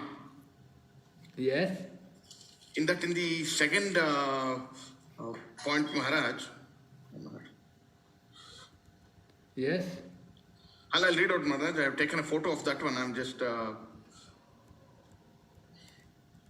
Yeah, the verse, yeah? This one? Yes, Maharaj. Yeah. In the second one, Maharaj, where the Bhajana Kriya is mentioned, the second one, if the quality of one's association with the devotees is not so good, then there is Bhajana Kriya, is mentioned, Maharaj. How do I understand this, Maharaj? It is mentioned devotees is not so good. It means the devotees are not so expert, they're not so realized, they're not so elevated. Then there is Bhajana Kriya. That's what... Yes. Okay. But when there is excellent association, and then the word is taken from the verse, prasangam, right? Satam prasangam mama virya samvido. So Kapila Muni was describing the association which is excellent. So then you get that taste, that satam prasangam bhavanti ridkarana rasayana kata. You're tasting the ras, the nectar of the hearing. So, certainly the better the association, the more you'll be inclined to hear. Right? Okay. And so that higher association, it said this is the cause of anartha navriti. Okay? Maharaj, in continuation to that, I have some question, Maharaj, on that. Yes, what's your question? Like normally, expert devotees are isolated, and majority of them are not so good, and they overrule the excellent devotees. This is my little experience, Maharaj. Would you enlighten on this? They overlook? Like majority carries the point. The Prasanga devotees are less, and not so advanced devotees are more. So majority dominates the Prasangas. In such situation, how to deal? Well, we have to understand that we don't know exactly who is going to become Prasanga association. They may be neophyte, they may not be so elevated at this particular time, but they may go on to become very elevated. So we have to be careful about judging people.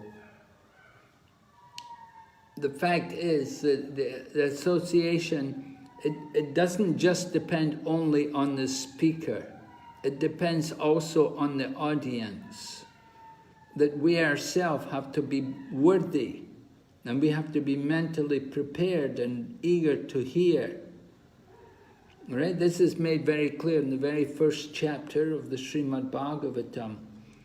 Sonaka Rishi is glorifying the audience. The audience, what is their qualification? And what is the qualification of the speaker? So both are required to be qualified. It's not just a question of only the speaker, which makes the association excellent. But the audience also, they also have to play their part to make the excellent association. You understand? Little Maharaj, not fully. Really? But I'm trying to understand. Yeah, well, Thank you, Maharaj. Yeah, you had studied this in the first chapter. If you look over that first chapter, he's glorifying the audience. They have to be eager to hear. They're very eager. They're very attentive. They're not playing with their mobile phones and looking at their messages and their chats and so on, but they're really focused on this Srimad Bhagavatam. And they're not thinking, oh, when will he finish, like that. They're really focused. They're really on it. They're into it. So that's important. It makes a big difference. You may have the best teacher, but the class are not into it. They just have no interest. What can the teacher do? And so both the audience and the speaker have to be qualified. Sometimes you have the speaker's not qualified, sometimes the audience is not qualified. But if both are qualified, then you get the excellent association. Okay, we'll go ahead. List reasons explaining how bhakti is superior to yoga and mukti. Anybody would like to suggest ways? Why is bhakti superior to yoga and mukti? Because it gives ultimate love of Krishna by doing bhakti. Okay, that's very nice. You get love of Krishna. That's the goal of life, right? Prem Punarto Mahan, to develop love of Krishna. Susukham. But yeah, anything else why it's superior to yoga and mukti? Hare Krishna, Maharaj, can I speak on this one? Please do, Prabhu. Yeah, bhakti is the main sadhya and sadhana, both are same. And we can get a mukti and yoga through bhakti only. We cannot get a mukti without bhakti. Do we need to be siddha to get the benefit of yoga and mukti? Yoga is yoga is we get united to the Krishna Supreme, and mukti is the getting free from the material detachment. Once way you can say the vairagya and jnana, knowledge. Yoga is union with the Krishna. So both can be get only through the bhakti.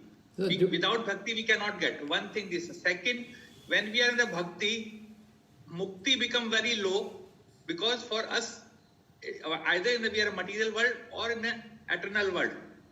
For us, it doesn't matter. So our attachment will totally focused on because we already united with the Krishna. That's why the bhakti is more superior, which unite us with the yoga and mukti both.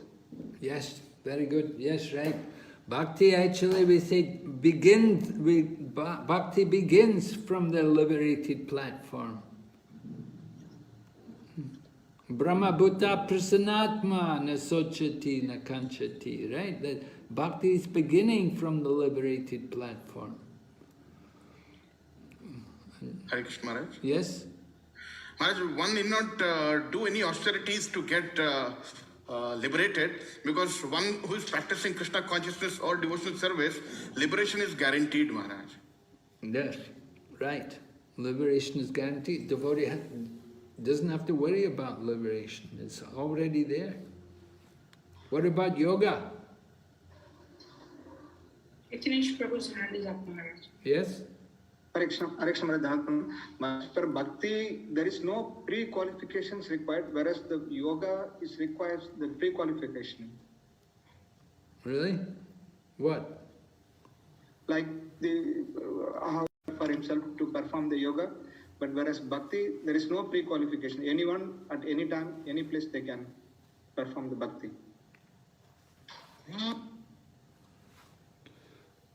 I'm not quite sure, what are these pre-qualifications for yoga?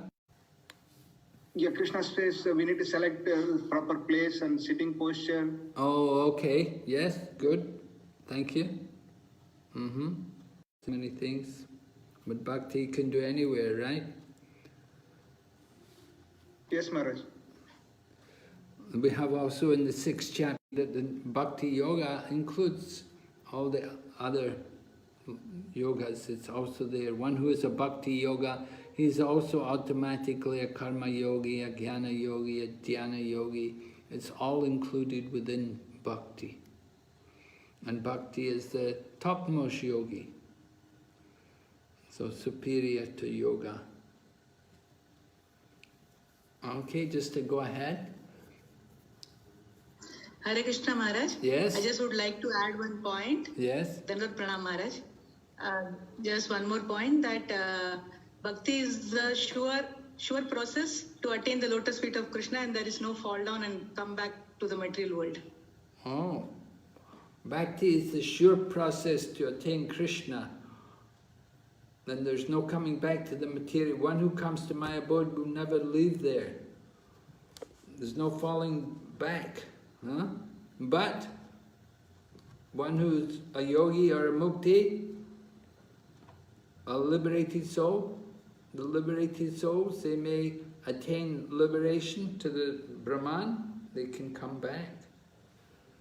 And we read also about the unsuccessful yogis in the Bhagavad Gita. Well, unsuccessful yogis, they could also be bhakti yogis.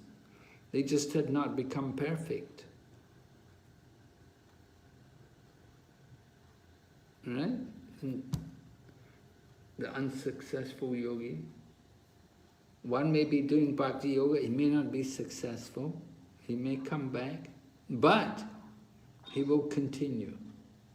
And his success is ultimately guaranteed. And whatever progress he's made, it will never be lost. And generally those who are doing bhakti, they never take to the lower process. But those who may be doing yoga or the jnanis, they may become devotees. We hope they will become devotees. Okay, we'll go ahead. This is Thank you, Maharaj.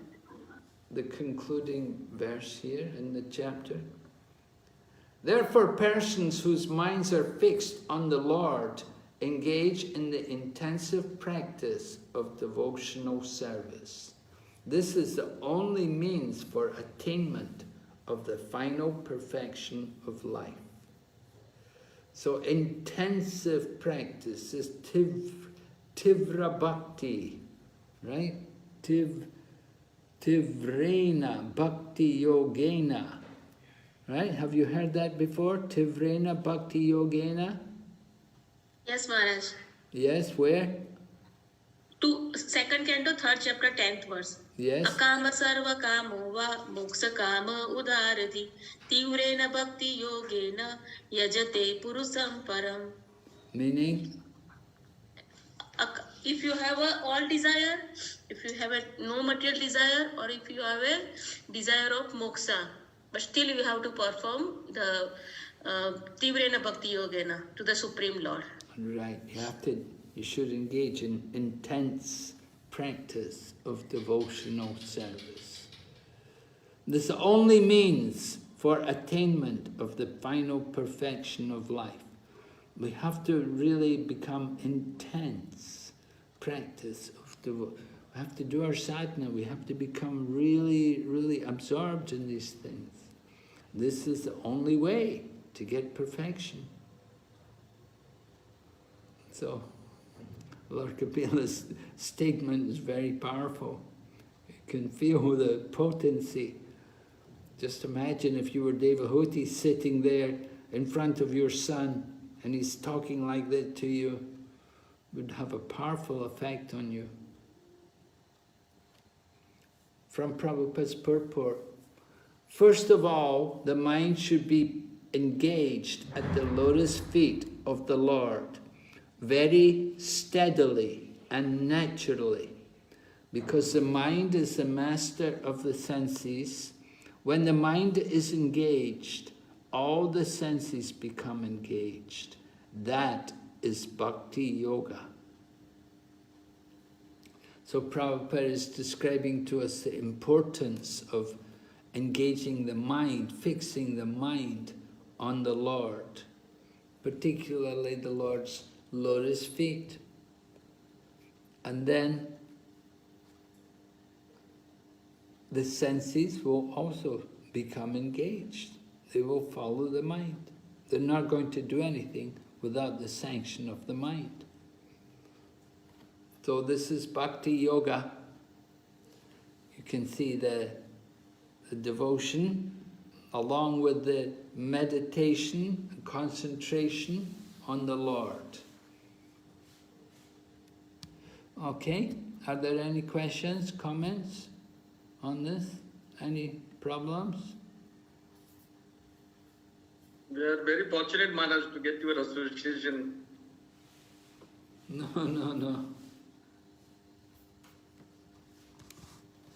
No questions, Maharaj. No questions tonight? Okay, keep them for Thursday. We'll meet you on Thursday night. Maharaj, there is one person who has raised the hand. Okay, Prabhu. Yes, Prabhu. Maharaj, I am coming back again to the same. We know that the subtle mind is with mind, body, and intelligence. How can we understand the senses of the subtle body as Indriya? In what sense, how it can be perceived, Maharaj? Can you please? Well, I didn't mention anything about senses in the subtle body. The senses are there in the spiritual body, though. So spiritual body means it is beyond this subtle body. Yes, the spiritual body is beyond the subtle body. Okay, Maharaj. The subtle body is there with the gross body, but there's no senses there. But the mind is there, of course, and the mind is like the sixth sense. And the mind is directing the senses, giving the information to the senses. But the spiritual body is there. And with the spiritual body, there are spiritual senses. But the spiritual bodies, it's there within the soul. The spirit soul itself contains the spiritual form, which is manifest when we go back to the spiritual world. So this gross body is encompassing the spiritual body? No. Well, the spiritual body, just as the soul is within the heart, so the spiritual body is there, also contained within the soul. Spiritual body is not manifest, but the potential is there. So Prabhupada talks about the spiritual senses. The senses, just like when a person dies, you know, the senses, the sense organs are there, but there's no life in the senses. The actual functioning of the senses is not there anymore. What happened? What gave the life to the senses? You see, that's actually coming from the soul. So we have the spiritual senses, which are there, which actually give the power to these senses to function. But the material senses, because we're conditioned and contaminated, we use our senses in the material way. So Prabhupada talks that there's the other senses, there's the spiritual senses. We want to, as you quoted, Rishikesha Rishikena Sevanam, using our senses in the service of the Supreme Lord. So that is the proper use of the senses. And if we don't do that, then we're thieves. We're utilizing the Lord's senses for our own sense gratification. So that is sinful. We've taken the senses, which are given to us by the Lord, and we've taken them for our own sense gratification. We have to overcome that tendency to be independent of the Lord. We have to understand the senses belong to Him. They're meant to be used for His service.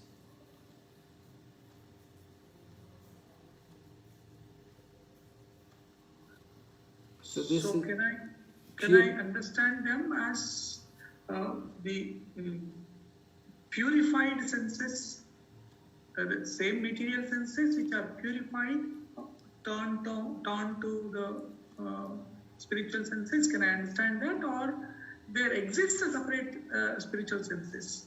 Well, it seems like the way Prabhupada has put it there, he's talking that they're separate senses. Yes. Okay. Thank you, Maharaj. Okay. Hare Krishna. All right, so we'll meet tomorrow on Thursday evening, same time.